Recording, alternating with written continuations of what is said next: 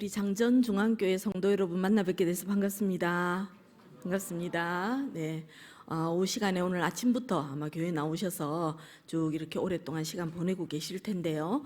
이제 앞으로 7월, 8월은 연속해서 또 다음 세대를 위한 여러 가지 프로그램들이 있지요. 교회마다. 예. 작년까지 다 비대면으로 하던 여러 가지 프로그램들이 이제 대면으로 좀 시작이 되게 되어서 수련회도 많이 있고, 그래서 저도 이제 여기저기서 또 말씀 전하게 되는 그런 시간들이 좀 있는 것 같습니다. 오늘 우리가 함께 나누고 싶은, 또 나누려고 하는 주제는 다음 세대 이해와 기독교적 양육의 과제입니다. 제목이 길지요? 네. 다음 세대를 잘 양육하고 교육하기 위해서 일단 기본적으로 필요한 것 첫 번째는 그들을 잘 이해하는 것입니다. 우리 다음 세대 아이들의 특징들을 잘 이해하는 것입니다. 그래서 간단하게 먼저 한번 다음 세대에 대해서 좀 이해하고요. 그리고 난 뒤에 우리가 기독교 교육을 한다고 하면서도 어떻게 보면 수련회라든지 여러 가지 교회에서 이루어지는 프로그램이 성경적이거나 기독교적이지 않은 그런 여러 가지 모습들이 있기도 합니다. 그래서 어떻게 하면 부모님들이나 우리 선생님들이 기독교적인 양육 그리고 교육을 감당할 수 있을지, 이런 부분에 대한 내용들을 우리가 함께 다루려고 합니다. 자, 한번 넘겨주시면 좋겠습니다. 다음 세대의 이해입니다. 다음 세대 이해를 한번 보도록 할까요? 네. 우리 먼저 성경 구절, 아까 에베소서 4장 2절 3절 말씀인데, 이 말씀은 사실 우리가 보면 뭐 저게 무슨 기독교적 양육과 상관이 있을까 하지만, 여러분 저 4장 2절 말씀 안에는 굉장히 많은 의미들이 내포되어져 있다는 걸 알 수가 있거든요. 모든 겸손과 온유로 한다는 말은 결국은 누구의 성품을 가지고? 예수님입니다. 그죠? 예수님이 자기 자신에 대해서 우리에게 그대로 가르쳐 주신 게, 나는 마음이 온유하고 겸손하니 나의 멍에를 메고 내게 배우라 그랬거든요. 우리 다음 세대를 양육하고 교육하는 우리 선생님들, 부모님들, 이러한 모든 분들은 주님의 마음을 따라서 주님의 마음을 배우면서 이 사역 가운데 임해야 된다라고 하는 거예요. 그죠? 그리고 뿐만 아니라 오래 참음으로 사랑 가운데서 서로 용납하고 이렇게 돼 있는데요. 오래 참음, 인내와 그리고 사랑과 용납과 용서는 기독교 성품입니다. 기독교적인 성품입니다. 우리가 성경에서 지향하고 있는 우리 그리스도인들에게 함양하라고 하는 그러한 그리스도인의 성품이고요. 그리고 또 우리의 상담과 또 교육과 모든 영역에서 우리가 가지고 붙들어야 할 지침이다, 이렇게 볼 수가 있습니다. 여러분, 사람이 자라는 데는 뭐가 필요할까요? 사람이 자라고 사람이 변화되는 데는 무엇이 필요하겠습니까? 여러 가지 노력과 지원도 필요하고 투자도 필요하지만 저는 가장 중요한 것은 시간이라고 생각합니다. 그래서 사람의 문제가 오래되면, 히스토리가 오래되면 될수록 그것이 회복되는데도 훨씬 시간이 많이 걸려요. 그래서 훨씬 어른들보다는 우리 주일학교 어린이들이나 유치부 아이들, 이런 아이들, 우리 더 젊은 세대, 더 어린 세대들에게 훨씬 더 희망과 가능성이 있다는 것을 알 수가 있는 거죠. 그죠? 근데 그렇게 회복과 치유를 도와주려고 하면, 바르게 양육되려고 하면 거기 필요한 꼭 중요한 성품과 지침들은 오래 참음, 사랑, 용납이라는 거예요. 그죠? 그리고 우리 공동체를 하나님이 이미 우리를 어떻게 불러주셨습니까? 이미 우리를 모아서 묶어 주셨어요. 샬롬이라고 하는 끈으로, 그죠? 평안에 매는 줄로, 그죠? 성령의 하나 되게 하신 것을 힘써 지켜가는 우리가 돼야 되겠다 하는 걸 이 자리에서 우리가 함께 공유하면서 이제 우리 강의를 좀 살펴보도록 그렇게 하겠습니다. 네, 요새 다음 세대 이야기들을 되게 많이 하는데요. 다음 세대, 요새 아이들 이해가 됩니까, 여러분? 네, 우리 지금 중학생은 있습니까, 여기 지금? 중학생 한번 손 들어볼까요? 중등부? 고등부? 우리 대학부? 대학부 많네요. 청년부? 네, 목사님, 대학 청년부가 이 시간에 이렇게 또 어른들하고 함께 예배 드리니까 너무너무 좋습니다, 진짜. 저희 교회는 대학부 따로 청년부 따로 이렇게 예배 드리거든요. 그런데 진짜 너무너무 보기 좋고, 오늘 찬양 인도하는 거 보니까 너무너무 하나님 얼마나 기뻐하실까, 그런 마음이 좀 들거든요. 예, 세대에 대한 이야기들을 좀 합니다. 그 소크라테스라는 사람 아시죠, 여러분, 그죠? 소크라테스가 네 자신을 알라 그랬잖아요. 근데 그게 소크라테스가 자기가 지어서 한 말이 아니고 델포이라고 하는 신전에 갔을 때 그 델포이 신전에 위에 이렇게 조각이 돼 있었던 글귀라고 합니다. 그래서 이걸 보고 소크라테스가 되게 머릿속에 생각을 담아두었다가 사람들에게, 제자들에게 가르칠 때 네 자신을 알아라. 결국 다른 말로 뭔가 하면 자기가 아무것도 모른다는 것을 인정해라 이 말이거든요. 그래야지 사람은 변화될 수 있고 그래야지 배울 수가 있단 말이죠. 그렇게 얘기를 했던 겁니다. 그런데 여러분 델포이 신전과 이런 그 그리스에 있는 여러 가지 신전들을 유물을 발굴하다 보니까 또 다른 구절들이 나왔어요. 그게 뭔가 하면 요즘 젊은 녀석들은 다 엉망진창이다. 요새 젊은 녀석들이 왜 이런지 모르겠다. 정말 저 아이들이 무슨 소망이 있을까? 뭐 이런 류의 글귀가 잔뜩 적혀져 있는 걸 발견했다고 합니다. 여러분 그게 언제부터면 기원전 훨씬 옛날이죠, 그죠? 그 옛날부터 지금까지 젊은 세대들은요, 어른들 기성세대들의 걱정거리였어요. 예. 저희들 자랄 때는 안 그랬겠습니까? 그죠? 안 그랬겠습니까? 우리 도비의 세대 마찬가지죠. 뭐가 되려고 그러는 요새 애들이 이상하다 그랬죠. 자, 그런데 그렇게 자란 세대들이 또 어른이 되어서 또 다음 세대 보고 어떻다 이야기하고 있는 거예요. 자, 우리나라 지금 세대라고 하는 걸 구분하면은 원래 이제 세대를 가지고 구분하는 문화인류학에서 보면은 세대의 구분은요 30년 단위로 되는 거예요. 원래 30년 단위로. 근데 지금은 30년을 적용하면 큰일 난답니다. 10년 내지 15년을 터울로 해서 주기에 변화가 있다고 하거든요. 우리 한번 살펴볼까요? 우리 다음 페이지 한번 볼까요? 예. 예, 원 제너레이션 30년으로 봤지만 지금은 훨씬 더 짧게 봐야 된다는 거예요. 자, 제일 지금 현재 살아계시는 분들 중에 그래도 많은 활동을 하고 교회에서 영향력을 많이 미치는 분들이 주요한 세대들이 베이비붐 세대들입니다. 한국 전쟁 이후에 1965년까지. 근데 학자들에 따라서는 어떤 사람은 한 69년까지 보기도 합니다. 그 정도. 여기 베이비붐 세대들 계시지요? 네, 저도 베이비붐 세대에 들어갑니다. 베이비붐 세대의 가치는 뭐였겠습니까? 여러분, 예, 요 시기는 전쟁 이후에 부모님들이 물론 그렇게 하셨지만 일하고 하셨지만 이 시기에 살아남아야 되고 일해야 되고 공부해야 되고 열심히 해야 되기 때문에 근면성실, 근검절약 이런 것들이 가치였어요. 성장을 하면서, 그죠? 그걸 붙들고 살았던 세대입니다. 그래서 공부 열심히 해가지고 신분 상승을 하고, 예, 공부 열심히 해가지고 내가 우리 집안을 일으키겠다 이런 것들이 소원이고 꿈이었던 세대들이에요. 근데 이제 그 다음 세대가 나타납니다.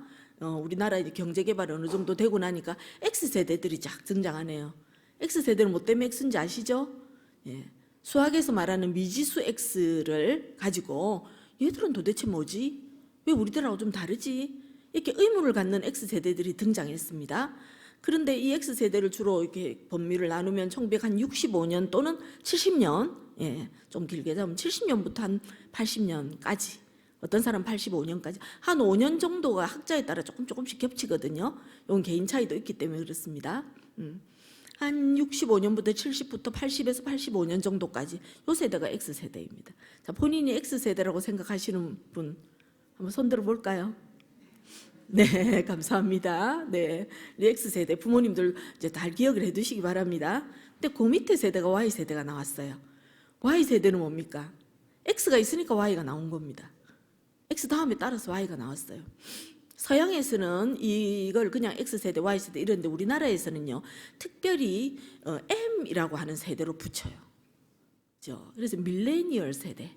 우리 세기말 2000년도, 그죠? 2000년도가 이제 되는 그 세기말을 앞두고 그때의 이제 문화들을 반영하고 있는 세대예요. 그래서 Y세대는 M세대라고도 부르거든요. 이 사람들은 1980년대 이후 85년부터 95년 조금 더 가면 한 2000년 좀 전까지 그렇게 볼 수 있다고 합니다. 자, 본인이 Y세대라고 생각하시는 분 손 들어볼까요? 예, 우리 청년들 중에 이제 손이 좀 올라갑니다. 예, 여기 이제 M세대들입니다. 자, 우리나라에 진짜 요새 이상한 아이들 정말 말 안 듣고 직장에서 정말 다루기 힘든 아이들이다. 이 친구들을 묶어갖고 MZ세대라고 하거든요. 예, 거기 한 축을 행사하시는 분들이라고 말할 수 있겠죠, 그죠? 예, 근데 너무 일반화시키지 말고 그냥 전체적인 흐름이 그렇다는 걸 이해하시면 되겠습니다. 자, 그럼 이제 M 세대가 이제 나왔어요. Y 세대, 80년, 90년. 다 근데 이제 Z 세대가 등장했습니다. Z 세대는 뭡니까? 1995년, 그죠? 1990년대 후반부터 2010년 정도까지. 야, 대단하죠? 한 10년, 15년 정도 세대입니다. 몇 살입니까? 요 Z세대 몇 살에 해당될까요? 제가 산수가 좀 떨어져가지고, 예. 몇 살입니까, 진짜? 2010년 하면은 한 서너 살, 그죠? 지금 2023년이니까 고등학생 정도. 근데 어떤 학자들은 요걸 좀 당기기도 하고 좀 늦추기도 한다 그랬죠, 그죠? 그래서 저는 전반적으로 Z세대는 한 고등학교 완전 후반 아니면 대학생 요 정도부터 전반적으로 한 20대가 Z세대다. 그럼 쉽게 갑시다. 그러면 Y세대는 30대, X세대는 40대, 50대 초반 그 정도로 볼 수 있어요. 예, Z세대.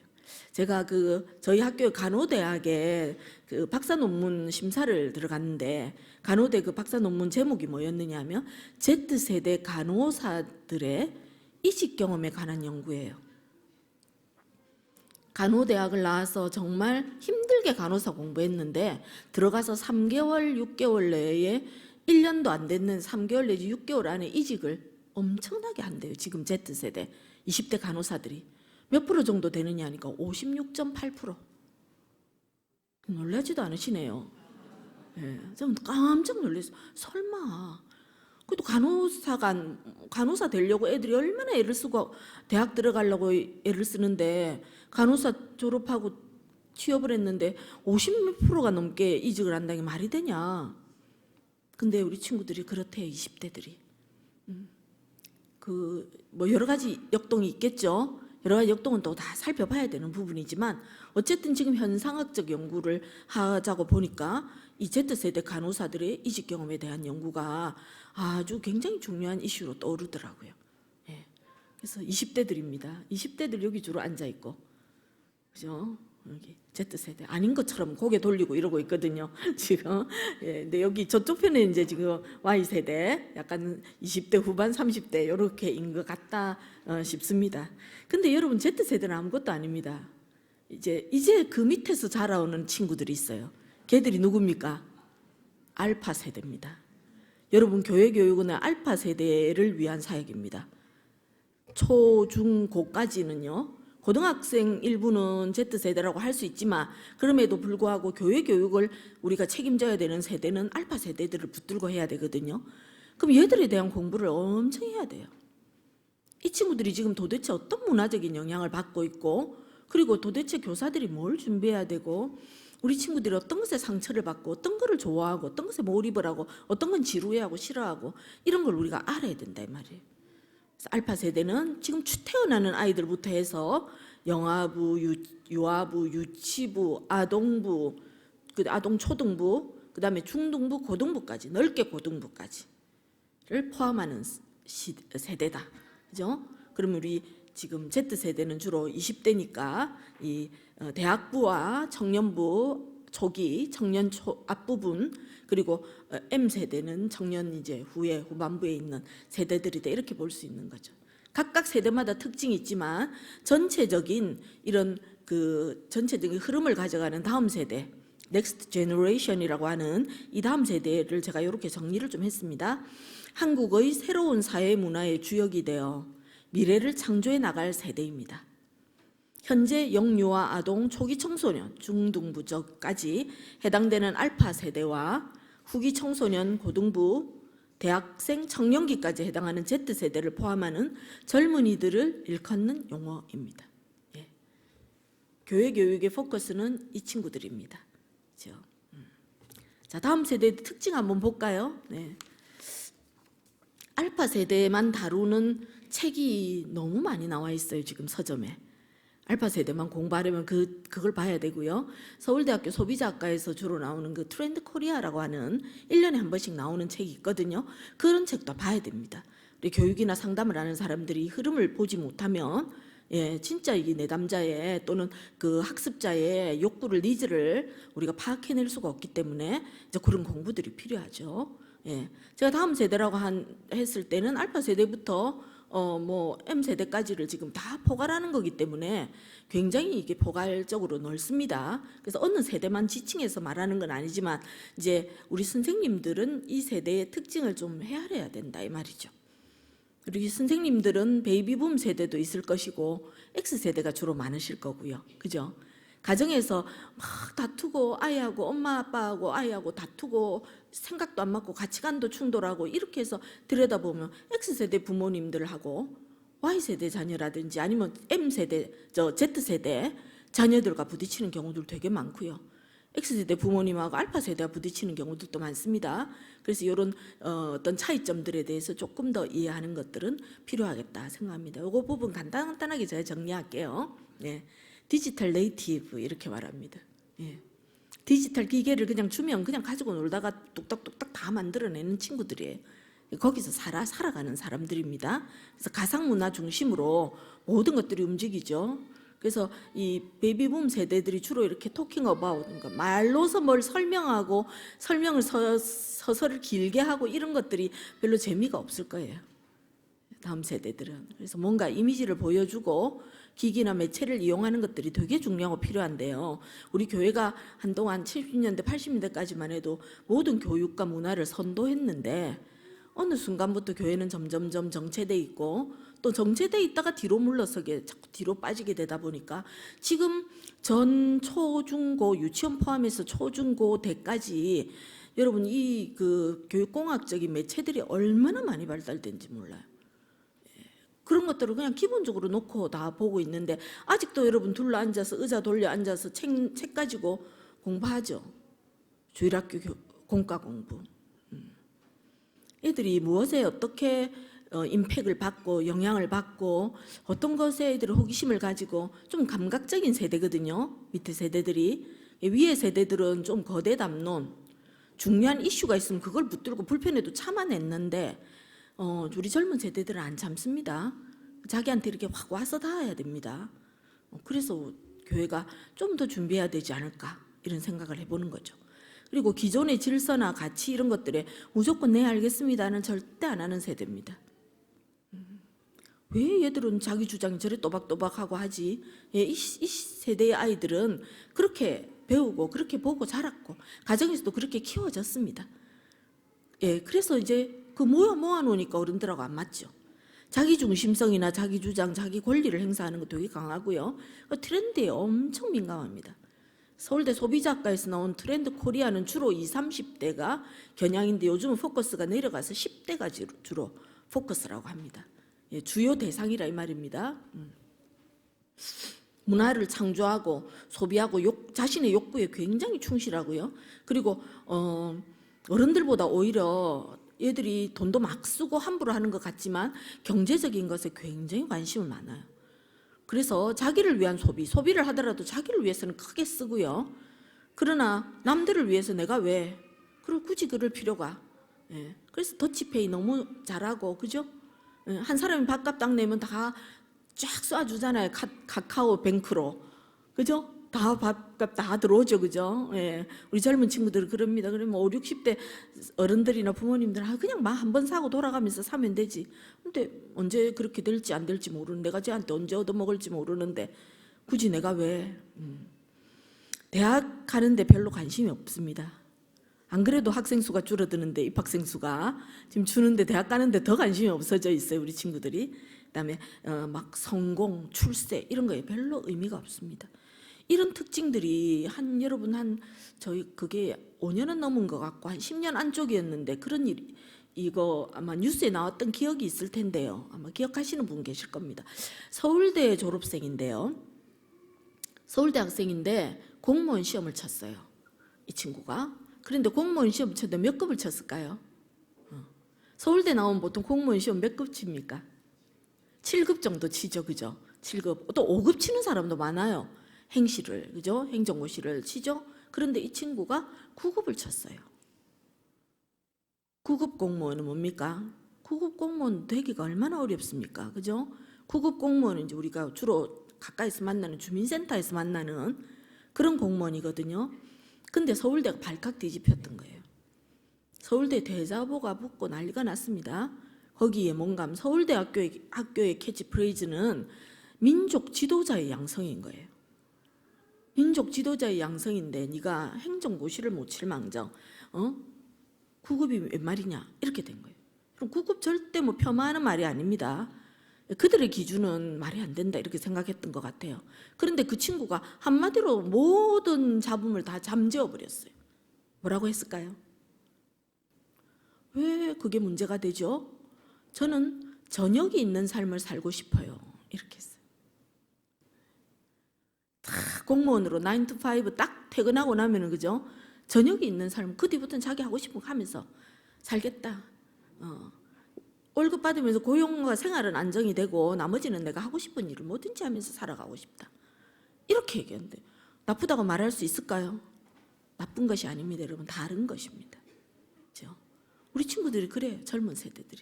제 기억으로는 그 친구가 지금 아마 한 M세대, Y세대 아니면 Z세대 이렇게 될 것 같거든요. 자, 그래서 자신의 삶과 일과의 사이에서 밸런스, 워라밸이라고 하죠. 이런 것들을 굉장히 중요하게 생각합니다. 그리고 우리 20대, 30대 젊은이들을 결혼이나 출산을 선택 또는 기피합니다. 선택해도 되는 것으로, 아니면 안 해도 되는 것으로, 그죠? 그리고 제가 이제 대학부나 청년부에 우리 청년부 대학부원 딱 모아서 이성 교제라든지 이런 강의할 때가 있는데 그때 이제 좀 자주 말씀을 드리지만 요즘 이제 우리가 교회 다니는 친구들은 뭐 그렇지 않겠죠. 아는 분들이 더 많을 거라고 생각하는데 상당히 많은 우리 젊은이들이 이성 교제를 하면서 그 교제에서 이 사람과 얼마나 내가 잘 맞는가 하는 거를 같이 살아보는 것으로 확인하려고 하는 그런 경향성이 굉장히 많습니다, 여러분. 그래서 뭐 기승전 자취방, 기승전 뭐 모텔 뭐 이렇습니다. 예. 그래서 제가 그거 가지고 우리 학생들한테 수업 시간에 뭐 그런 얘기를 잠깐 했었던 적이 있거든요. 청소년 심리 상담 수업이었는데 그랬더니 뒤에 어떤 학생이 딱 듣고 있다가 제가 이제 뭐 나쁘다 좋다가 아니라 그럴 때 이제 이게 우리가 다른 앞으로 배우자를 만났을 때 어떻게 서로에게 느껴지고 보여질 것인가에 대해서 한번 고민해보자 이제 이런 얘기를 했더니 저희 과도 학생들이 굉장히 참 수능적이고 순종적이거든요. 이렇게 잘 따라오는데 진짜 제일 뒤에 앉았던 친구가 손을 딱 들더라고요. 그래서 교수님 지나치게 보수적인 잣대로 말씀하시는 거 아닙니까? 이렇게 말했어요. 그래서 제가 깜짝 놀랐어요, 진짜. 아, 그래. 얘들에게는 보수적으로 들리겠구나. 보수적인 관점으로 느껴질 수 있겠구나. 바꿔 말하면요, 여기 대해서 이제 자꾸 부담을 가지게 되면 어른들이 말을 안 하게 됩니다, 그죠? 교회에서도 말 안 하게 됩니다. 그러면 성이라고 하는 것이 굉장히 자유로운 것이 되게 되죠. 예. 지금 20, 30대는 그러한 문제들이 있고요. 초기 성접촉이나 성 경험의 연령대가 지금 완전히 내려갔어요. 제가 청소년 사역을 90년도에 청소년 사역을 했는데 지금까지 20년, 30년 오는 동안에 연령이 점점 저연령화되죠. 병리적인 것도 그렇고 비행도 그렇고 성경험도 그렇고 요즘 이 연령대가요 초등학교 4, 5로 내려갔어요. 초4, 초5로. 네. 그러니까 이렇게 이게 일어나게 되는 여러 가지 문제 가운데 이런 시대 속에 우리 다음 세대들이 알파 세대들이 또 MZ 세대들이 살아가고 있다라고 하는 것을 우리 선생님들이 좀 이해하셔야 되겠다는 걸 말씀드립니다. 선생님들은 막 들으면 충격받고 어머 어쩜 그럴 수가 있을까 막 이러시는데 우리 젊은 세대들의 또 문화나 이런 것들을 일정 부분 수용할 건 수용하고 또 어떤 부분에서 본인들이 좀 더 지혜롭게 선택할 수 있도록 가르쳐줘야 할 부분들도 좀 많이 있지 않나 이런 생각들을 해봅니다. 예. 자, 그러면 이제 다음 세대에 대한 이야기를 쭉 살펴봤거든요. 예, 본인의 세대에 대한 충분한 설명은 없지만 전체적인 흐름을 좀 설명을 드렸고 그러나 하나님은 어쨌든 다음 세대를 통해서 하나님 나라를 이루어 가실 것입니다. 그죠? 예, 다음 세대. 우리가 그러면 이 다음 세대를 돌보고 섬기고 가르치는 일을 우리가 하지 않으면 하나님은 어떻게 하실까요? 방법이 없을까요? 예, 하나님은 마른 막대기를 들어서도 사용하실 거고요. 예, 길에 있는 돌덩어리를 들어서도 사용하실 것입니다. 누군가는 할 겁니다. 예, 그 일에 부름받아서 그 일에 지금 헌신하고 있는 여러분들에게 하나님의 은혜와 도우심이 풍성하시기를 간구합니다. 아멘. 예. 저는 제가 이런 사역에 부름받았다는 것 자체가 참 감사하다고 늘 생각합니다. 내가 뭔데? 그죠? 하나님이 이 사역 가운데 부족하지만 불러서 그래도 뭐라도 하나 하라고 불러주셨나? 어쨌든 이 아이들을 잘 양육하고 잘 교육해야 할 책임을 우리 모두가 가지고 있습니다. 그러면 이왕에 우리가 교육하고 양육하는데 기독교적인 양육을 해야 되겠죠, 그죠? 그래서 우리 그다음 한번 볼까요? 에베소서 6장 4절 말씀. 이 보통 그 5월 달에 가정의 달에 부모님들에게 많이 드리는 말씀인데, 우리 여기 계시는 분들이 부모님들일 뿐만 아니라 또 영적인 어버이들이시잖아요, 선생님들은, 그죠? 그래서 함께 우리 같이 한번 읽어보면서 살펴보도록 하겠습니다. 에베소서 6장 4절 말씀 함께 읽겠습니다. 또 아비들아, 너희 자녀를 노엽게 하지 말고 오직 주의 교훈과 훈계로 양육하라. 아멘. 제가 이 구절을 묵상하다가 노엽게 하지 말라는 구절에서 잠시 머물렀었어요. 아이들한테 노엽게 하지 마라. 이 표현이 적당할까?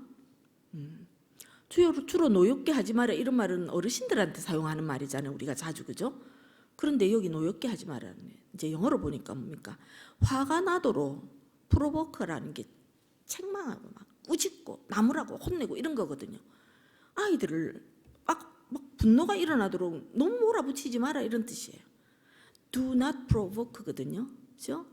그러니까 우리는 잘 되라고 하는 말인데, 아이들은, 우리 다음 세대들은, 젊은이들은 어른들의 마음을 충분히 헤아릴 수 있는 경험과 이런 그 기준이 없단 말이죠. 본인의 기준에서 생각하다 보니까 상처가 되는 거예요. 상담을 하면은 어때요? 상처를 받았다는 사람은 엄청 많이 만나거든요. 상처를 줬다는 사람은 어떨까요? 예, 상처를 줬다는 사람은 별로 없습니다.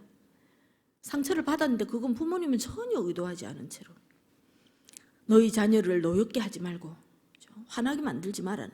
근데 여러분, 이 구절을 보면서 제가 마음속에 부모님들과 우리 선생님들은, 교회 선생님들은 좀 덜 할 건데 학교 선생님들, 학교 다니는 학령기 우리 자녀들에게 있어서 성장 발달 과제에 있어서 중요한 이슈가 있거든요.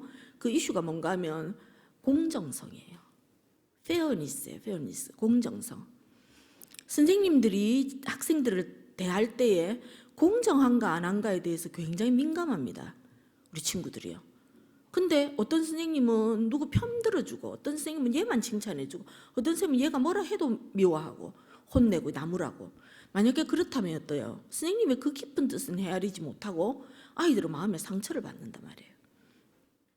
그래서 매일마다, 아침마다, 저녁마다 아이들을 대할 때마다 마음에 분노의 씨앗을 뿌리고 그 분노의 씨앗을 물 주고 가꾸고 있지는 않는지 한번 들여다봐야 돼요.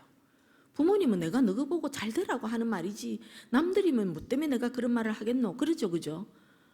그러지 않습니까, 여러분? 또 성격 급한 아버지는 뭐라 하십니까? 한 번도 안 들어보신 것처럼 전혀 모른 척하고 앉아 계세요, 그렇죠?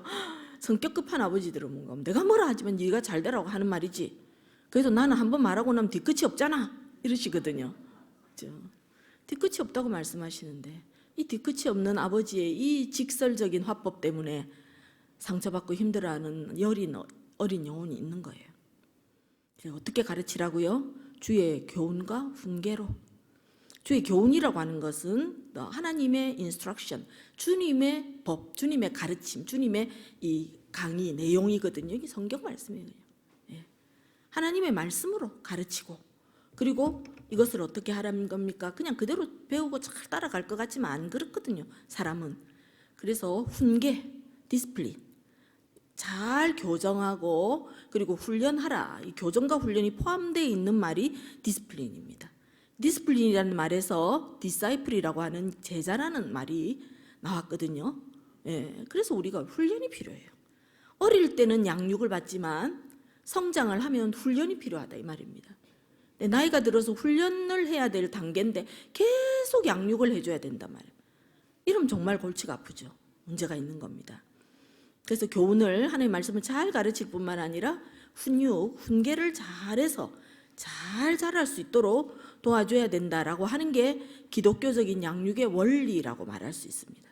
그죠? 그래서 에베소서 6장 4절 말씀 꼭 아버지, 부모님, 어머니에게 하시는 말씀이라고 생각하지 마시고 우리 영적 지도자, 영적인 어머니, 아버지들도 다 우리 다음 세대들을 이러한 관점에서 또 이러한 단계로 양육해야 된다라는 걸 기억을 하셨으면 좋겠습니다. 그래서 제가 기독교적인 양육을 위해서 원리는 말씀드렸고요. 이제 과제를 한 6가지 정도 정리했습니다. 6가지 좀 살펴보도록 할게요. 자, 그 다음 페이지 한번 볼까요? 이 기독교적 양육을 위한 6가지 이 과제를 하나당 10분씩만 해도 60분이 걸리는데요. 제가 5분 안으로 끝내겠습니다. 하나당 5분 안으로 끝내겠습니다. 첫 번째, 어린 아이들이요, 교회에서 그냥 하나님의 말씀 성경만 가르친다고 생각하시죠, 교회 스님들이. 근데 우리 젊은 친구들이 이 발달 그 과정을 보면은요, 지금 한창 뭐가 형성되는 시기냐? 중학교, 고등학교까지 성격이 형성되는 시기예요. 성격. 근데 이 성격이라고 하는 걸 제대로 이해하려면 기질을 이해해야 됩니다. 기질이라는 것은 바탕적 자질이요, 가지고 태어난 바탕적 자질입니다. 그래서 어떤 사람은 연한 아주 연노랑 도화지인데 어떤 사람은 새빨간 도화지도 있어요. 기질이 강한 거죠. 같이 태어난 형제 자매들도 어떤 애는 완전히 새파란색인데 어떤 애는 완전히 연한 하늘색일 수도 있어요. 기질이 강하단 말입니다. 그러면 똑같은 것을 경험해도요, 그죠? 이 성격은 기질 플러스 사회적 요소거든요. 공식이. 기질이라는 거에 계속 사회적인 상호작용을 오고 주고 받고 하면서 이 사람이 성격이 형성되는데, 이 성격이 어때요? 기질이 강한 사람은요, 어떤 게 형성돼도 이 기질이 다 빨아들여 버려요. 블랙홀처럼. 근데 기질이 여리고 연약한 사람은 어떤 게 들어오면 쫙 금이 다가요. 여기 칠이 다 표가 난다 이 말입니다. 그죠? 사람마다 똑같은 어머니 뱃속에서 태어난 형제 자매들도 다 다릅니다. 그런데 교회에서는 그러면 뭐 성격하고 상관없을까요? 아닙니다, 여러분. 모든 경험이 다 축적이 되어지는 곳이, 그걸 통해서 성격이 형성되거든요. 교회에서도 성격이라는 게 형성된다는 거예요. 그러면서 우리 일반적인 바깥에서 학교에서는 성격까지만 생각하거든요. 그런데 우리 교회에서는 뭘 생각해야 되느냐, 이 친구들이 형성한 성격을 기초로 해서 우리는 성경에 나온 하나님의 신의 성품에 참여한 자가 되도록, 하나님의 성품을 배우도록 가르쳐야 된다 이 말입니다. 무슨 말인지 아시겠죠? 그죠? 기질이 어떻게 좋은 바탕적 자질을 가지고 있어도 너무너무 심각한 트라우마를 경험하거나 어떤 상호작용의 요소 중에 너무너무 급변적이고 너무 급격하고 너무 무섭고 힘든 일들을 경험하면 얘는 성격이 굉장히 이렇게 모가 나거나 거친 성격이 형성될 수 있단 말이죠. 그럼 이게 치유가 안 되고 쭉 자라다 보면 어른이 되면서 병리적인 성격이 형성돼요. 요새 우리가 무슨 우울증, 무슨 또 불안 장애, 공황 장애, 온갖 거 몰랐던 거 많이 나오는데요. 이러한 것들은 주로 어린 시절부터 축적되어진 그러한 것들의 표현이라고도 볼 수 있습니다. 100%는 다는 아닙니다. 유전적인 요소도 있고요, 다양한 것도 있지만 어쨌든 그런 게 있습니다. 근데 교회에서는 뭡니까? 이런 아이들이 교회에 와가지고 인내도 배우고 용서도 배우고 사랑도 배우고 헌신도 배우고 봉사도 배우고 절제도 배워야 됩니다. 요새 바깥의 학교에서 아이들에게 참으라고 하는 거 가르칠까요? 물론 수업 시간에 선생님들은 가르치시겠죠. 그런 애들이 진짜 가정에서, 그리고 담임 선생님들과 친구들 사이에서 자기가 참고 견디고 그리고 수용하고 마음그릇을 넉넉하게 가져서 이걸 품어 안을 수 있는 그런 아이들로 자라도록 허락을 하는가, 허용하고 있는가. 애들이 그러고 싶은데도 그게 잘 안 될걸요 아마. 왜? 목표가 너무 뻔하거든요. 다른 사람을 이겨야지 자기가 올라간단 말이에요. 이런 목표 속에 있다 보니까 기독교적인 성품의 함량에 대해서는 관심이 없습니다. 그죠? 근데 이거를 다른 데서는 안 가르쳐도 교회에서는 가르쳐야죠. 사랑, 희락. 저 사랑과 희락과 뭡니까? 뭐 자비, 양선, 충성, 온유, 절제 다 있죠, 그죠? 이런 것들에 대해서 가르쳐야 된다 이 말이에요. 양보 이런 거 가르칠까요? 양보 안 가르칩니다. 빨리 그 친구 제치고 빨리 네가 앞장서라 이렇게 부모님들을 가르칩니다. 그래서 우리 그리스도인들을 기질과 성격을 파악하고 나면 신의 성품에 참여하는 자가 되도록, 그래서 어떤 교회는요 토요일 날 오후에 성품 교육을 실시하는 교회들이 많아요. 주로 큰 교회들이, 서울에 있는 큰 교회들이겠죠. 토요일 날 문화교실 같은 거나 또 우리 주일학교 아이들을 대상으로 하는 그런 특별 프로그램이나 부모들을 위한 프로그램도 있습니다. 그죠? 그래서 성품 교육을 통해서 하는데, 저희 그 제자 중에 이번에 박사 논문을 다음 학기에 이제 가을 학기에 심사받을 건데요. 이 선생님은 대안학교 교장 선생님이거든요. 예, 본인 기독교 대안학교를 운영하고 있는 교장 선생님이세요. 근데 이 선생님이 석사 때 부터 쭉 공부한 게 성품 교육입니다. 호주에 가서 성품 교육을 하고 오셨어요. 그래서 이 선생님이 논문을 이번에 쓰는데 논문 주제가 뭐냐 하면 기독교 대안학교 학부모들을 위한 성품, 성경적 성품 함량을 위한 성품 교육 프로그램이에요. 예, 아이들의 성품이 아니고 부모님들의 성경적 성품 함량을 위한 성품 교육 프로그램을 그 주제로 논문을 쓰고 계시거든요. 근데 부모님이 바뀌어야 아이들이 바뀌거든요. 예, 선생님들이 바뀌어야 아이들이 바뀌는 거예요. 그래서 애들이 어떻게 보고 배웁니까? 요 시기에는 말로 가르쳐주면 잘 안 들린다 그랬죠, 그죠? 그래서 살아내는 사람들을 보면 충격을 받아요. 그렇게 사는 사람이 있던데요. 이건 제가 직접 경험한 겁니다. 우리 청소년들 사역할 때 아이들을 선교 훈련을 데리고 보냈는데요. 여러분 이제 선교 나가기 전에 전부 다 이렇게 기도하면서 책을 이제 한 권씩 뽑아서 자기가 가기 전에 선교 지침서처럼 선교책을 읽자. 이 조지 뮬러도 읽고 허드슨 테일러도 읽고 다 이런 선교사님들이 책을 정기 같은 걸 쭉 읽었어요, 애들이. 그랬는데 선교 훈련을 가가지고 비전 트립처럼 선교 훈련 갔다가 와가지고 나눔을 하는데 이런 얘기를 하는 거예요. 근데요, 선생님, 우리가 지난번에 읽었던 책처럼 책에 있는 내용처럼 사는 분을 봤어요. 그렇게 살아내는 분을 봤다는 거예요. 그 책들이 주로 보면 뭡니까? 페이스 미션하고 하나님께 모든 걸 기도로 체험받고 정말 전적으로 하나님께 아뢰고 이런 거 책들이었거든요. 근데 어떻게 그런 분들이 계시더나. 어디에 있는 선교사님 진짜 뭐가 부족한데 그걸 놓고 진짜 간절히 기도했는데 몇 시간이 안 지났는데 그게 누가 지나가다 그걸 갖다 줬다는 거예요. 물건을. 자기들이 깜짝 놀랐다고. 여러분, 아이들을 변화시킬 수 있는, 그 친구들에게 충격을 줄 수 있는 건 뭘까요?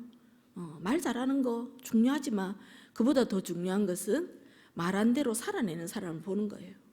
예.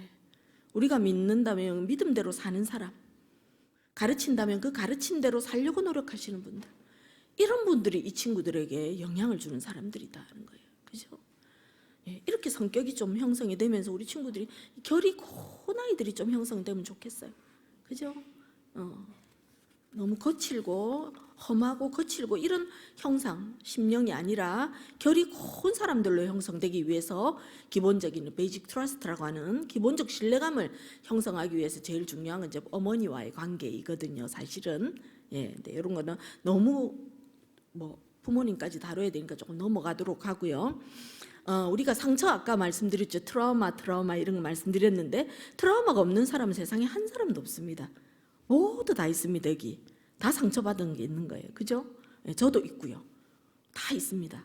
근데 여러분 PTSD라고 하는 게 뭐냐 하면은 포스트 트라우매틱 스트레스 디소더거든요. 외상후 스트레스 장애라는 거예요. 외상후 스트레스 장애라는 말을 요즘 많이 합니다. 사람들이 전부 다 이거 스트레스 장애 받았어요. 외상후 스트레스입니다. PTSD입니다. 그런데 트라우마는 있지만 모두 다 외상후 스트레스 장애로서 이 스트레스를 받고 상처에 질질 끌려다니면서 살 것인가? 네, 성경에 나온 인물들을 쭉 보면요. 너무너무 상처받고 힘든 사람, 우리보다 더 힘든 사람도 많아요, 사실은. 근데 이 중에서 어때요? PTSD에 머무르지 않고 PTG로 자기의 삶을 딱 업그레이드, 승화시켜내는 사람들이 있어요. PTG는 뭘까요? 포스트 트라우마를 경험한 이후에 그로스 성장하는 사람들이에요. PTG의 모델이 있습니다. 가장 대표적인 모델이 요셉입니다. PTG의 모델입니다. 그죠? 똑같이 형님들 막 미워하면서 원수 갚겠다고 내가 복수해야지 막 이러면서 거기만 계속 있을 수 있겠죠. 그죠? 그런데 요셉은 그렇지 않았잖아요. 그죠? 그 상처가 있지만 그걸 붙들고 다시 성장해서 자기뿐만 아니라 자기 가족과 자기 민족이 다 살아날 수 있는 길을 열었던 사람이거든요. 근데 이게 요셉이 특별해서가 아니고 모든 그리스도인들에게는 하나님이 이런 힘을 다 주셨다라는 겁니다. 그죠? 우리 모두가 그렇게 할 수 있고 우리 자라나는 다음 세대 아이들은 이보다 더한 일을 할 수 있는 사람들이라고 저는 확신합니다. 여러분 믿으십니까? 예, 진짜 이거 확신하셔야 됩니다. 내가 가르치는, 내가 키우는 아이들이 앞으로 어떤 애들이 될지 아무도 모릅니다. 예, 하나님이 이 친구들한테 소망을 가지고 계신데 우리가 어떻게 함부로 대하겠어요? 그죠? 네. 한 사람 한 사람을 정말 존귀한 사람으로 하나님의 자녀로 그리고 자기 힘든 이런 모든 것들을 디딤돌 삼아서 그게 걸림돌이 아니고 디딤돌이 돼야 됩니다. 그래야지 PTG로 성장할 수 있다라고 하는 거예요. 그래서 먼저 성격과 성품이 바르게 형성되어져서 성장하는 그런 그리스도인들이 되도록 돕는 것, 이게 첫 번째 저는 가장 중요한 것이 아니에요. 왜냐하면 성격이 가장 기초거든요. 예. 여러분 신앙생활도 성격대로 하더라고요. 그렇지 않던가요? 예. 여러분 사울이었던 바울 아시죠? 바울이 어떻게 사역했는가 아시죠? 베드로가 어떻게 사역했는가 아시죠? 다윗이 어땠는가 아시죠? 모세는 어땠는지 아시죠? 다 성격대로 합니다. 사람들이 희한하게 다 성격대로 삽니다. 그렇죠? 병리성은 없다 하더라도 그 특징들이 있기 때문에 그러한 것들을 잘 발현할 수 있도록 도와주는 것이 우리 기독교 양육의 과제다. 첫 번째 과제입니다. 두 번째 과제 보겠습니다. 두 번째 과제는 결국은 소통입니다. 소통과 대화. 그래서 친밀한 관계를 형성하는 것이 중요합니다. 근데 가장 누구하고 제일 친밀한 관계를 형성해야 될까요? 가정에서는 뭐니 해도 부모님. 그죠? 교회에서는 친구들하고도 좋은 관계 형성하지만 우리 선생님들하고도 정말 좋은 관계가 형성되면 좋겠어요. 영적 지도자들과도 정말 좋은 관계를 형성해야 됩니다. 그러려면 어때요? 그냥 그 선생님 참 마음에 들던데 그냥 그렇다고 아니거든요. 이게 마음이 왔다 갔다 해야 됩니다. 사람이 주고받고가 돼야 되죠. 그래서 소통과 대화. 근데 오랜 시간 같이 있다고 좋으냐? 그건 아니랍니다. 네. 그 직장 생활하는 어머니들 있죠. 아이들하고 오랜 시간 같이 못 있어줘서 늘 아쉽고 안타깝잖아요. 그런데 그렇다고 모두 아이들이 다 어떤 결핍을 느끼고 그러느냐? 살펴보니까요. 많은 학자들이 연구한 결과가 뭔가 하면 만남의 시간보다 중요한 것은 만남의 질이다. 이렇게 말해요. 네. 하루 종일 같이 있어도 엄마가 정서적으로 건강하지 못하고, 그죠? 아이하고 말 한마디도 안 하고 엄마는 자기 스트레스 때문에 고개 이렇게 인상 찌푸리고 있고 아이한테 눈길 한 번 안 주고 같이 놀아주지도 않고 이런 어머니 옆에 있을 때 애들이 더 힘들어져요. 근데 오히려 어머니가 건강하게 정말 집중해서 아이와 함께 시간을 보내주는 게 너무 중요하거든요. 여러분 우리 교회 교육 지금 몇 시간 합니까? 주일날? 주일날 예배와 함께 예배와 다 플러스 했을 때 분반 공부까지 뭐라고 하시는데 전혀 안 들리는데요. 공과 공부 30분 이상 합니까? 20분 정도 합니까? 이게 어떻게 된 게 20년 전, 30년 전이나 지금 다를 게 없는 거예요. 그죠? 시간이 아무리 중요하지 않다 하더라도 기본은 해야 안 됩니까, 여러분?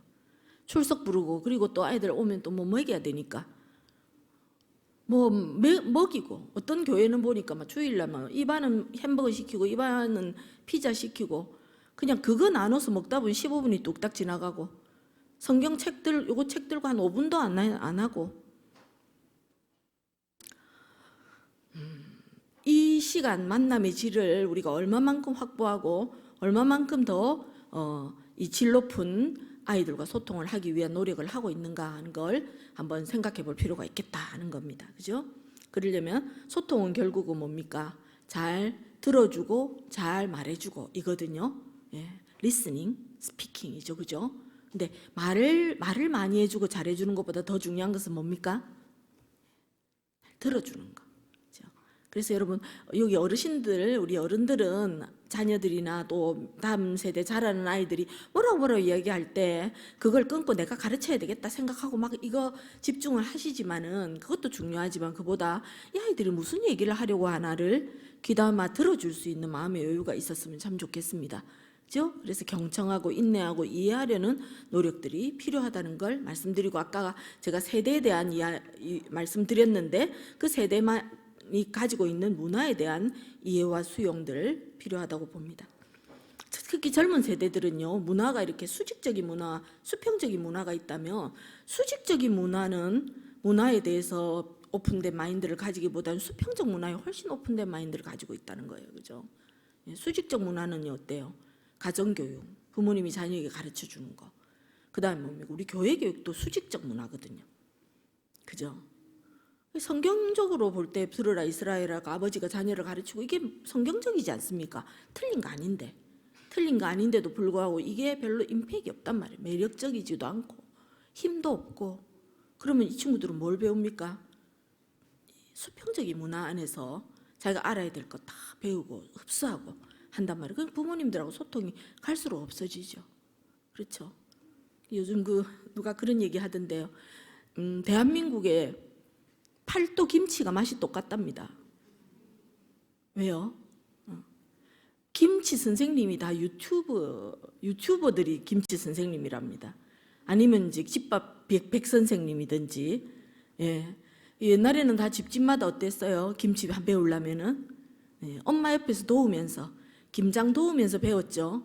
그러니까 집집마다 이 지역마다 가문마다 이 맛이 또 다르고 다 뭐가 달랐는데 지금은 전국이 거의 비슷하다는 거예요. 왜요?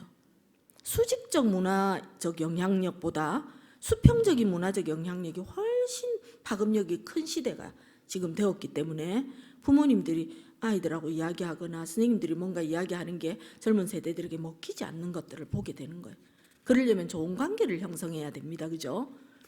청소년들이 문제가 생겨도 부모님과 소통할 수 있으면 문제는 얼마든지 풀어갈 수 있습니다. 지요.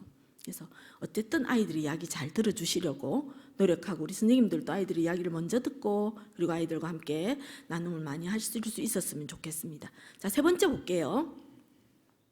세 번째는 일단 그 소통과 함께 중요한 것은 이 아이들이 어떤 사람으로 자라는가의 문제인데, 성경적 자존감을 가진, 이 자존감이라는 게 딱 성경적인 자존감이 장착되어 있는 사람과 그렇지 못한 사람은 천지차이예요. 그렇죠? 자기 효능감은 어디에 내가 쓸모가 있는 존재다라는 걸 느끼는 거 아는 거거든요. 자존감이라는 건 내 자신에 대해 점수를 매기는 건데, 내가 그래도 이 정도는 괜찮은 사람이야.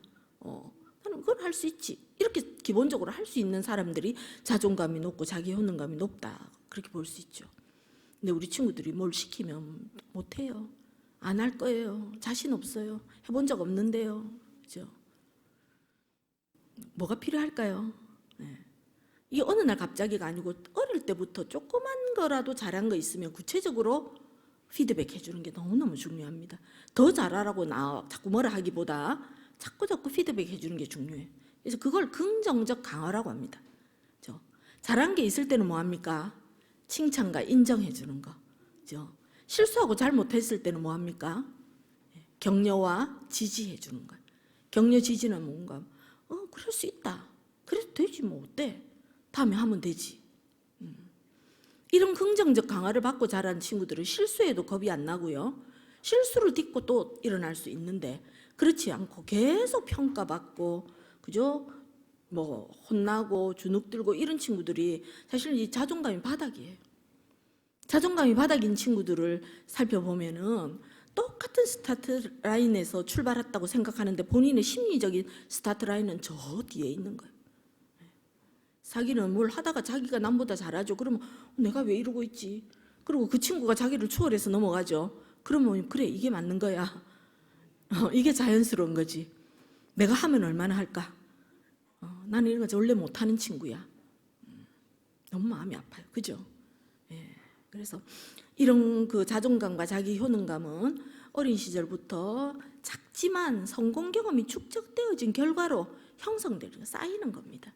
그래서 더 늦지 않은 것에 감사하면서 지금부터라도 우리 다음 세대 아이들을 한 사람 한 사람에게 여러분 좀 이 아이들이 자존감을 형성할 수 있도록 좀 도와주고 키워주고 그러셨으면 참 좋겠습니다. 그렇죠? 예. 그 다음에 네 번째입니다. 막 달려갑니다 지금. 바쁜데요. 핵심적인 내용들만 포인트만 우리 잘 기억을 해주시면 좋겠습니다. 제가 자율성과 창의성이라는 걸 좀 적어놨는데요.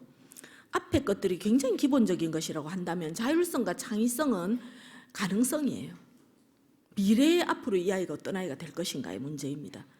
그죠? 성공하고 성장하는 다음 세대의 성공을 위해서 꼭 필요한 것은 스스로 할 수 있는 힘이거든요. 부모님 옆에서 아무리 해줘도 소용이 없는 거죠. 그러니까 스스로 해야 되는 건.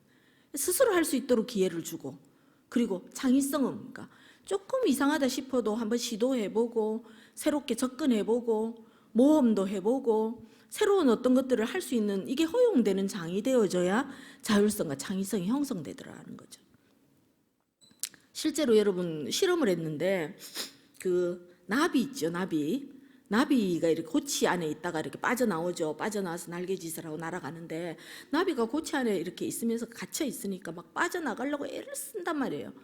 그리고 이거를 관찰하고 있던 사람이 너무 안 됐다, 나비야 너무 불쌍하다. 그래서 나비 옆에 고치를 옆에 가위집을 톡톡 넣어줬어요. 그러니까 나비가 이렇게 어깨를 몇 번 일하더니 그냥 날개가 쑥 빠져나왔거든요. 근데 여러분 그 뒤에 어떻게 됐을까요? 나비가 빠져는 나왔는데 날지를 못하더라는 거예요.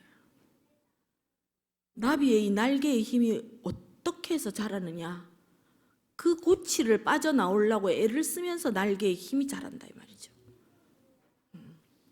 대신 해주는 건 아이를 망치는 길입니다. 그렇죠? 어린 시절에 할 수 있는데 안 시키는 건 망치는 겁니다.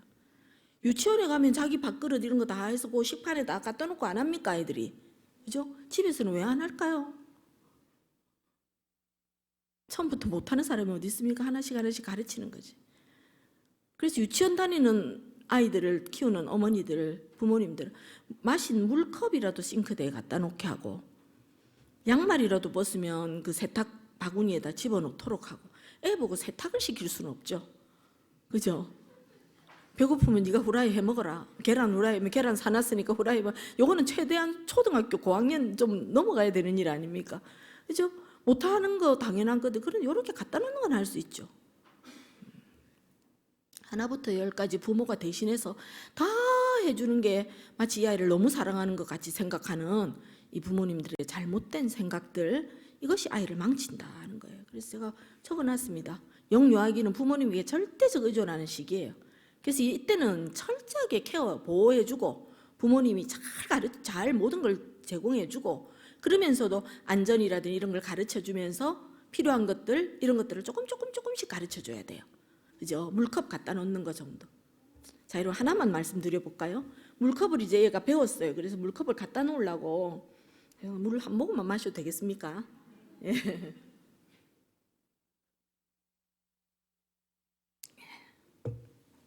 요걸 갖다 놓으려고 배웠으니까 지도 이제 싱크대 갖다 놓으려고 이렇게 하는데 얘가 처음 하니까 잘 못하죠. 그래서 가져가다가 이러다가 손에 떨어뜨렸어요. 와장창 깨져버렸어요, 컵이. 자, 부모님들 뭐라 할까요? 네. 여러분 솔직하게 집에서 뭐라고 하십니까? 유치원 다니는 애가 물컵을 깨면 뭐라 하십니까? 네. 그죠? 아이고 누가 해라 하더나 조심해라 하니까 이러면서 막 야단칠 수 있어요. 그죠? 그럴 때 뭐부터 하셔야 됩니까? 그렇죠. 여러분 막 이까지 튀어나오는 게 조심 안 하고 막 이렇게 말하고 싶은 게 이까지 튀어나와도 잠시 누르시고 안 다쳤나부터 물어보셔야 되죠. 그리고 아이를 안심시키고 주변을 살펴주고 그러면서 이 아이 마음을 읊어주셔야 돼요. 마음이. 그렇게 하면서 그게 마음이 안정이 되어져야지 뭐가 됩니까? 다른 사람 소리가 들리거든요. 감정이 이까지 차 있으면 절대 소리가 안 들어옵니다. 소리가 들어왔다 튕겨 나갑니다. 여러분 화가 머리끝까지 나 있는 사람한테 그래도 네가 그러면 안 되지 가르치면 그 사람이 받아들일까요? 안 받아들입니다 절대로. 그래서 그때는 뭡니까? 그 사람 이야기 들어주고 그렇지 그랬구나 그렇겠다 힘들었다 그자 어찌하겠노 이러면 이제 이게 쑥 내려갑니다. 그래서 어떤 어머니는 아이가 답답하고 힘들어서 집에 가서 막 이야기하면 엄마가 이렇게 반응해 주니까 어때요? 엄마하고 이야기하니까 속이 시원해요. 이렇게 말하는 거예요. 근데 어떤 어머니는 어떻습니까? 내가 뭐 때문에 엄마하고 이야기를 했던가? 내가 엄마한테 이런 말을 안 했어야 되는 건데 나는 실컷 욕 들어먹고 엄마는 정말 걱정하고 이러면 아이들이 자꾸 입을 다물게 된다 이 말입니다. 그죠? 그래서 유명한 그 감정 코칭이라는 방법 아시죠? 감정 코칭이라고 하는 워싱턴 대학의 존 가트만 박사가 개발한 프로그램이죠. 근데 우리나라의 최승혜 박사가 가지고 와서 지금 보급 많이 했잖아요. 근데 특히 어린 자녀들을 양육하는데 진짜 좋은 프로그램이거든요. 이게 그거는 감정 코칭이에요. 이는 뭐냐면 코칭 가르쳐 줘야 될 거는 분명히 가르쳐야 된다고 말하는 거거든요. 그런데 그 앞에 뭐가 붙었냐? 감정. 마음을 먼저 공감해 주세요 이거예요. 마음을 먼저 공감해 주고 충분히 읊어주고 이 마음 알아주고 그 다음에 그래도 다음에는 이렇게 하면 좋겠다라고 가르쳐 주는 게 맞다 이 말입니다. 그죠? 그래서 절대적 의존기는 부모가 거의 절대적인 존재이기 때문에 일단은 케어를 잘해야 되고 그 다음 필요한 것들을 제공해 주면서 한 개씩 지가 할 수 있는 걸 가르쳐 주는 게 필요합니다. 그 다음에 아동기는 뭡니까? 유치부죠. 교회로 보자면 유치부입니다. 그죠? 근데 아동기는 초등부죠. 우리 초등부 같은 경우에는요, 이 절대적 의존기입니다. 절대적 의존기는 상대적 의존기입니다. 이거는 뭔가 하면 의존이라는 거는 그대로 가야 되지만 상대적 의존기이기 때문에 잘하는 거를 보면서 개인 차에 따라서 조금씩 위임해 줘야 돼요. 예. 믿고 맡겨주라 이 말입니다. 그죠? 예. 이거 되게 잘하는 사모님을 제가 한번 본 적이 있어요. 어느 교회 부목사님 사모님인데 진짜 지혜로우십니다. 제가 깜짝 놀랐습니다. 이분이 자기 아들이 처음에 큰아들이 2학년 때, 둘째 이제 꼬마는 이제 아직 초등학교 들어가기 전 유치원생이었는데요. 2학년인데 이때부터 초등학교 이제 들어가면서부터 한 개씩 부모가 이제 맡기는 거예요. 뭐든지 믿고 맡기는 거예요. 용돈을 매일매일 엄마 달라 할 때마다 주다가 초등학교 들어가서부터 형님부터 시작해서 용돈을 이틀에 한 번씩 주고 3일에 한 번씩 주다가 일주일에 한 번씩 이렇게 주면서 조금 이렇게 올라가 기간이 길어지게 되었거든요. 근데 2학년 때 딱 됐는데 시골에 할아버지 댁이 있는데 여름방학에 이제 시골에 가야 되는데 그 어머니 아버지가 사역 때문에 바빠서 얘들을 데려갈 수가 없는 상황이 됐어요. 그래서 그 기차표 다 티켓팅 해가지고 부산역까지 딱 데려주고 자리까지 딱 확인하고 거기 앉아가지고 동생 데리고 손잡고 앉아서 내리면 할아버지가 딱 나오시도록 그 다음에 역에서 그쪽에서 그런 식으로 해가지고 2학년 때 그렇게 한번 자기 둘이서 가도록 시킨 거예요. 얘들을 너무 놀라운 경험이잖아요, 그죠? 처음인데. 근데 2학년 때 그렇게 갔다 오는데 너무 잘 갔다 온 거예요. 그러니까 그 다음번에도 또 그렇게 한 번 더 해보니까 괜찮죠. 자, 3학년 때는 어떻게 했느냐 하니까 우리 집에서 부산역까지 표는 딱 사주고 집에서 부산역까지 가는 버스를 딱 태워주고 부모님이요. 부산역에 내려서 어떻게 가서 어디로 가서 몇 번 어떻게 하고 모르면 거기에 있는 영무원들한테 물어보고 해라. 그래서 얘들이 갔는데 할아버지 댁에 갔다 온 거예요. 부모님도 대단하시죠, 그죠? 근데 이 아이들이 못할 것 같은데 하나씩 심부름도 시켜보고 이러니까 하더라는 거예요. 그럼 이 정도는 할 수 있다. 그리고 안 되면 어때요? 무조건 폰으로 부모님께 전화해라. 이렇게 시키면서 돼. 그 다음에 4학년만 지나니까 동생 데리고 지가 갔다 오는 거예요. 얘는. 위험하게 어떻게 그렇게 합니까? 근데 위험하지 않도록 이런 안전이 되는 모든 이제 세팅을 하고 부모님이 그걸 다 가르쳐 주고 있어요. 아동기 때 여러분 위임을 해주면 아이들이 그 맡은 것만큼 책임감 있게 자기 역할을 수행합니다. 우리 교회에서도 마찬가지거든요. 그래서 주일학교 아이들한테 뭔가 해야 될 거 시키고 아이들 돌아가면서 기도도 한번 시켜보시고, 그죠? 이런 것들이 역량이 강화되도록 하는 게 필요합니다. 그다음에 여기 청년기, 이거는 청소년기 사실은 청소년기와 대학생기를 포함합니다. 이때는 독립이 맞습니다. 이제 기조가 독립으로 바뀌어야 돼요. 그래서 사춘기 자녀를 키우는 부모님들은 이제 모두 전환을 해야 됩니다. 앞에는 계속 의존이기 때문에 부모의 파워가 훨씬 컸잖아요. 그런데 이제 사춘기에 접어드는 자녀들을 키우면 부모님의 힘을 낮추고 아이의 힘을 북돋아 줘야 됩니다. 그래서 이렇게 크로스되는 지점이 사춘기가 딱 되면 크로스되어지는 거예요. 그러면 이때부터 이제 혼자서 스스로 하도록 하는데 상대적 독립기라고 돼 있죠. 이거 무슨 말입니까? 스스로 결정하고 해도 되는데 그 대신 부모님께 확인을 하고 부모님께 허락을 받아야 되는 거예요. 이게 돼야 됩니다. 청소년 시기에. 지가 이제 청소년 됐으니까 네가 다 하면 되지.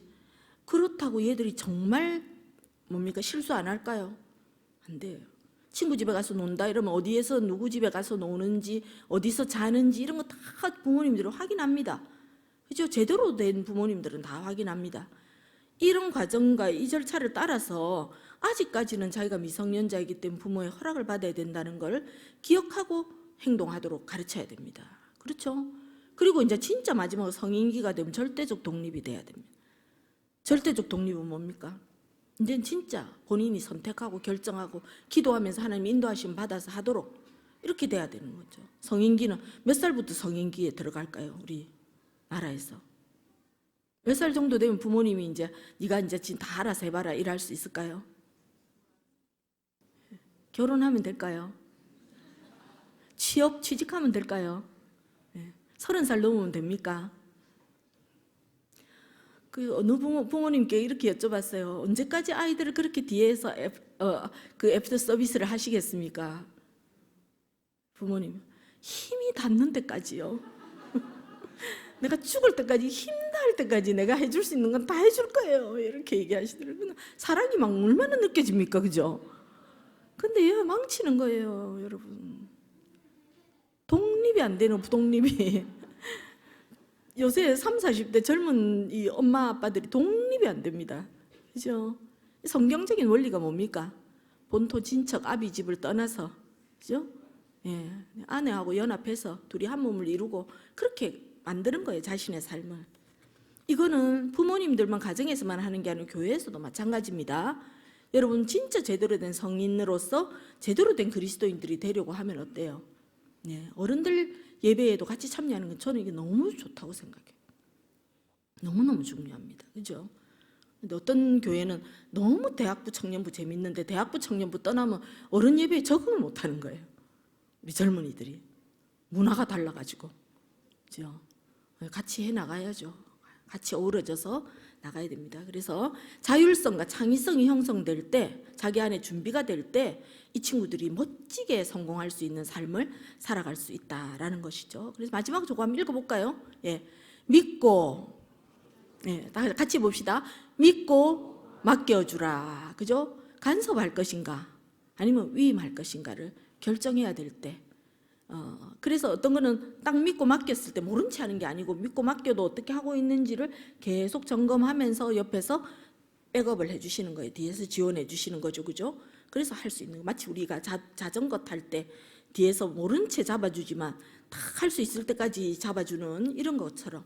그래서 기대하고 기다리고 기도하면서 아이들이 성장하도록 도와주는 거 필요합니다. 자, 이제 5번째입니다. 네. 믿음과 삶의 일치가 필요하다. 예, 아까 제가 말씀드렸습니다. 그죠? 어떤 사람의 모습을 보고 어떤 분을 보고 아이들이 충격을 받느냐. 예, 신앙교육이 말로 하는 것, 지식으로 하는 것이 아니라는 것이죠. 예, 지금 주일학교나 다음 세대가 많이 줄었다고 걱정 많이 하시잖아요. 그죠? 다음 세대 줄은 건 틀림없는 것 같습니다. 그런데 이럴수록 숫자가 더 적으면 적을수록 우리가 챙기고 관리해야 될 아이들이 더 이렇게 컴팩트해지잖아요. 그죠? 내가 한 50명 챙겨야 되면 내가 못하는데 우리 반 5명이다. 그러면 5명은 챙기셔야죠. 선생님들이. 그죠? 그래서 그렇게 하면서 주로 이런 교회 안에 한번 살펴보시면 진짜 가정 안 믿는 가정에서 혼자 나오는 애들이 몇 명이나 될까요? 있긴 있을 겁니다, 분명히. 그런데 여러분 많지는 않거든요. 그랬을 때 정말 믿는 가정에서 나온 자녀들이면 믿음의 가정에 부모님하고 교회 교사하고가 유기적으로 연계되어져서 이 아이가 어떻게 교회에서 신앙생활을 하는지, 신앙생활 질문은 어떤 거를 하고 어떻게 배워가는지, 어떻게 성장하는지 여기에 대해서 부모님들이 관심을 좀 가져주시면 좋겠어요. 학교 성적에 대해서는 너무 관심이 많은데 인지적인 발달 이 부분에서는 막 그냥 너무너무 관심이 많은데 영적으로 성장하는 부분에서는 부모님들이 관심, 교회 선생님하고 연락하고 전화하고 교회에서 만나면 우리 반, 우리 아이 뭐 어떻습니까? 이런 거 물어보시고, 그죠? 그게 너무너무 중요하다는 거예요. 그리고 예배와 신앙생활의 모범이 되셔야 되겠습니다. 부모님들 애들이 어때요? 옛날에는 뭡니까? 뭐 낱말은 뭐 새가 듣고 반말은 쥐가 듣고 그랬잖아요. 낱말도 반말도 애들이 다 듣습니다.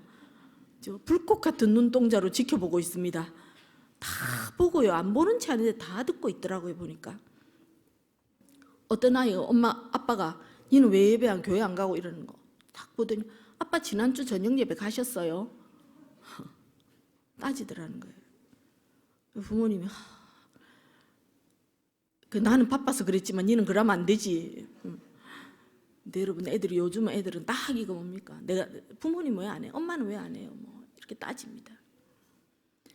섬김과 배려와 순종의 모범이 되는 부모님과 교사가 되었으면 좋겠습니다. 교회에서 이름도 없이 빛도 없이 조용히 섬기고 다른 사람 배려하고 영적 지도자의 말에 순복하고 그러면서 어때요? 교회에서 자기 몫의 역할을 묵묵히 감당해요. 이름도 없이 빛도 없이 그래야지 하늘나라가 하나님이 알아주시겠죠. 그렇지 않겠습니까? 그래서 말과 암과 삶의 일치를 위해 노력하는 부모와 교사.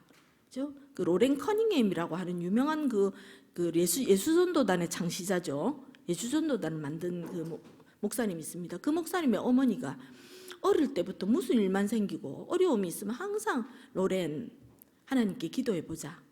이 문제에 대해서 하나님 우리에게 뭐라고 말씀하시는지 한번 들어보자. 늘 그렇게 하셨다는 거예요. 그리고 그게 습관이 돼 있는 거예요. 그래서 이 로렌 커닝햄 목사님은 뭡니까? 피곤하면 그냥 기도실에서 무릎 꿇고가 아니고 그냥 침대에 누워서 가슴에 손을 얹고 하나님하고 그냥 대화하듯이 기도한다는 거죠. 그만큼 하나님과 친밀감이 형성되어져 있었던 건데 그렇게 되게 된 가장 중요한 계기가 어머니 때문이었다는 거예요. 어머니가 무슨 상황이 있더라도 하나님께서 뭐라고 하시는지 한번 들어보자. 하나님이 너를 도와주실 거야. 믿음으로 기도해보자. 이러면서 모든 문제를 다 그렇게 하셨다는 거예요. 아플 때도 어떻습니까 여러분? 우리가 하나님의 의사 도움도 받지만 또 하나님이 열을 내려주시도록 기도하고 그리고 어떤 일이 있을 때도 기도하고 이게 늘 생활 속에 예배와 기도가 습관화되어 있으면 어때요? 그리고 목사님들 뭐라 말씀하시면 잘 듣고 교육자들 섬기는 것 기쁘게 하고 집에 와서 여러분 중직자의 가정의 자녀들 제가 이 말씀 꼭 드리는데 중직자의 가정의 자녀들이 몰라도 될 거 너무 많이 알고 있는 거 아시죠? 부모님들이 교회에서 오늘 있었던 이야기들 그냥 전화하고 아이들 앞에서 그냥 전화하시고 걔들한테 그게 뭐가 유익이 되겠습니까? 여러분? 그죠? 조금 참으셨다가 평일날 그냥 아무도 없을 때 전화하시고요. 부부간에도 이야기할 때도 문 닫고 딱 들어가셔가지고 두 분이서 이야기하셨으면 좋겠어요. 이 아이들을 볼 때에 다 내 마음 같거니 잘 이해할 거다. 아니 얘들은 무슨 말인지 못 알아들을 거다. 아닙니다, 여러분. 태중에 있는 아이들도 그걸 배운다는 거잖아요. 느낀다는 거 아닙니까? 애들이 모르겠습니까? 그래서 고등학교, 대학교, 청년부 마치고 다른 지역으로 가거나 다른 지역으로 대학을 가거나 취업을 해가지고 가면 교회도 같이 졸업하는 친구들이 얼마나 많습니까? 어떤 친구는요 일을 갈면서 부득부득하면서 나는 우리 엄마가 믿는 예수는 안 믿을 거예요. 중직자의 가정입니다. 왜 네가 뭐 때문에 그런 말을 하는지 내가 너무 마음이 아프고 그런데 궁금하다. 그러니까 하는 말이 우리 엄마는 권사님이라고 하는데 얼마나 아빠하고 자기들을 잘못한 것만 있으면 너무너무 나무라고 욕하고 뭐라 하고 그러면 하나님이 아무것도 안 도와주실 거라고 이야기하고 매일 그렇게 한다는 거예요. 그래서 엄마 진짜 하나님이 아무것도 안 도와주시면 좋겠어요. 그러니까 네가 어디서 말대답을 하냐고 이렇게 또 두드려 맞고 엄마한테 늘 그렇게 해봐. 아빠는 당신이 예수를 믿고 당신이 그렇게 살 것 같으면 나는 교회 안 간다. 한 가정에 신앙이 더 성숙하고 더 믿음이 더 많은 사람이 있으면 그 분들이 판단자, 평가자, 비판자가 되어서는 안 된다고 생각합니다. 그죠? 분들이 먼저 품고 연약한 사람들을 붙들고 세워줄 수 있었으면 참 좋겠다 그렇게 생각합니다. 자, 이제 제일 마지막입니다.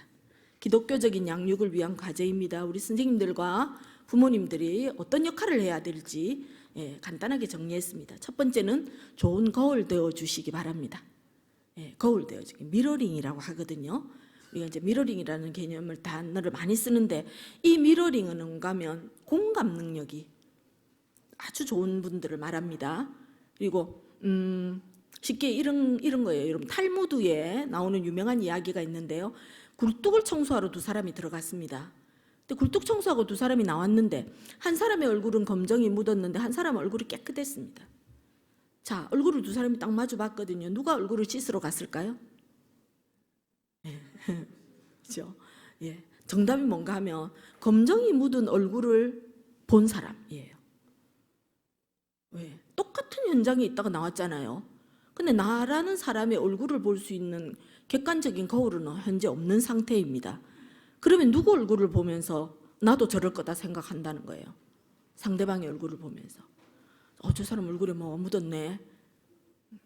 부모와 자녀는 서로에게 거울입니다. 그죠? 아이들은 부모를 보고 배우면서 자라고요. 나중에 나이가 들면은 자녀를 보면 그 부모를 알 수 있고요. 그리고 그 부모를 보면 자녀를 알 수 있게 다 알 수가 이렇게 있거든요. 서로. 그런데 좋은 거울 되어주는 게 너무 중요하다 이 말이에요. 좋은 거울 되어. 좋은 거울 되어. 이것만 해도 여러분 부모 교육 우리 한 주 분량이거든요. 페이지만 해도. 그죠? 좋은 거울 되어준다는 게 진짜 좋은 울타리를 만들어주고 좋은 양육 환경을 만들어주는 거, 이것과 함께 진짜 그곳에 있고 싶은 환경이 되도록, 그곳에 머무르고 싶은 곳이 되도록 하는 그런 것들을 말합니다. 총체적으로 좋은 거울. 그죠? 그래서 여러분들 서로에게 좀 좋은 거울이 되어주셨으면 좋겠습니다. 예, 우리 아이들이 딱 봤을 때 주일날 얼굴 딱 볼 때 선생님 얼굴 보고 막 환하게 웃을 수 있고, 그죠? 가정에 갔을 때 부모님 얼굴 보고 아이들이 막 환하게 웃을 수 있는 그런 좋은 거울 되어주시면 좋겠습니다. 자, 두 번째는 품과 울이 되어주는 거. 그죠? 품이 되어준다는 것은 나를 딱 품어 안을 수 있는 가장 편안한 곳. 울타리라는 건 나를 철저하게 보호하고 지켜주는 곳이라는 뜻이에요. 예. 가정과 교회가 이런 곳이 돼야 되는 거죠. 예. 우리 그리스도인들에게 있어서 꼭 붙들고 지탱해야 되는 공동체는 가정과 교회입니다. 그렇죠? 가정에 문제가 생겨도 우리 나와서 뭐 일을 못합니다. 머리가 복잡해서, 마음이 심란해서. 교회가 이상하고 교회에 문제가 터지면 어때요? 내 영혼이 가만히 평안할 수가 없는 거예요. 그죠? 그게 나를 지탱해주는 두 개의 기둥이라고 본단 말이에요. 그럼 가정과 교회는 나에게 가장 편안하고 나에게 쉼을 주는 품이 되고 울타리가 되어주는 거죠. 여러분, 가정이 정말 평안함과 안정감을 주는 품이 되고 울이 되기를 바랍니다. 예, 어떤 어머니가 그렇게 말씀하시더라고. 우리 집 식구들은 저녁에 나가면 들어올 생각을 안 한다고. 나가서 있을 때까지 있다가 더 이상 있을 수 없을 때 들어온다는 거예요. 밤 엄청 늦게 들어온다 이 말입니다. 그래서 왜 그러냐고 하면서 이제 상담을 쭉 진행했는데, 상담하면서 어머니가 알게 된 게 본인이 알게 모르게 가족을 내어 쫓는 대화법을 쓰고 있더라고요. 그리고 그 가정의 분위기가 한마디로 그 집에 안 있고 싶은 분위기를 만드는, 거기에 1등 공신이 어머니. 그 집 아이를 상담했거든요. 그 친구가 뭐라 했을까요? 자기 집의 분위기를 한마디로 아이스링크 같다고 말하더라고요. 살얼음 방 같다. 그래서 너무너무 조마조마하고 불안하고, 그래서 막 집에 가만 앉아있어도 평안이 없는 거죠. 네, 그렇죠? 평안한 품과 울이 되어줬으면 좋겠습니다. 그다음에 세 번째는 이제 진짜 모델링, 보고 배울 수 있는 대상. 부모님이 들을 수 있는 아마 최고의 칭찬은 엄마 아빠처럼 살고 싶어요. 야, 이런 얘기 들으면 그냥 인생 성공한 거 아니겠습니까? 그죠? 우리 엄마 아빠를 제일 사랑해, 우리 엄마 아빠 제일 존경해, 우리 엄마 아빠처럼 살고 싶어요. 네. 마지막으로 네 번째입니다. 좋은 대상이 되어주시는 거예요. 네. 좋은 대상이라는 거는 이런 거울, 품, 울 모든 게 다 있지만 함께 있어주고, 부모가 완벽하지 않기 때문에 100% 다 잘할 수는 없지만 그래도 부족한 거 알면서 어떻게든지 좀 세워주고 도와주려고 노력하면서 애쓰는 부모의 마음을 애들은 어릴 때는 결핍으로 느끼다가도 나중에 자라면 알아요. 아, 우리 엄마 아빠도 참 애썼다, 너무너무 수고했다, 다 느끼거든요. 그러면서 옆에서 함께 정말 좋은 이미지를 주는 좋은 대상이 되어줘야 됩니다. 안나 마리아 리주토라고 하는 유명한 대상관계 심리학자가 있는데요. 이분이 뭐라고 말했느냐 하면은, 어린 시절에 형성한 부모의 이미지는 성장하고 난 이후에 하나님의 이미지와 직결된다. 부모하고 관계가 좋지 않으면요, 이게 제대로 된 관계성이 형성되지 못하면 하나님을 절대 받아들일 수가 없다 한다는 거예요. 하나님을 자신의 마음의 구주로 친근한 어떤 대상으로 받아들일 수가 없다는. 실제로 제가 그 집단 상담을 하면서 만났던 어떤 자매인데, 집단 상담 끝나고 내가 기도했거든요. 근데 이 친구는 그냥 뭐라고 기도하냐면 그냥 하나님 이렇게 기도하더라고요. 근데 저는 늘 기도할 때 하나님 아버지, 아니면 참 좋으신 하나님 아버지, 제가 주로 이제 그렇게 많이 합니다. 근데 이 친구가 끝나고 나는데 와서 교수님은 어떻게 참 좋으신 하나님 아버지라고 그렇게 말할 수가 있어요. 그래요. 그래서 그게 이상하게 느껴졌구나. 니는 어떻게 말하는데? 하나님을 어떻게 부르는데? 자기는 하나님에 대해서 뭘 안 붙인답니다. 그냥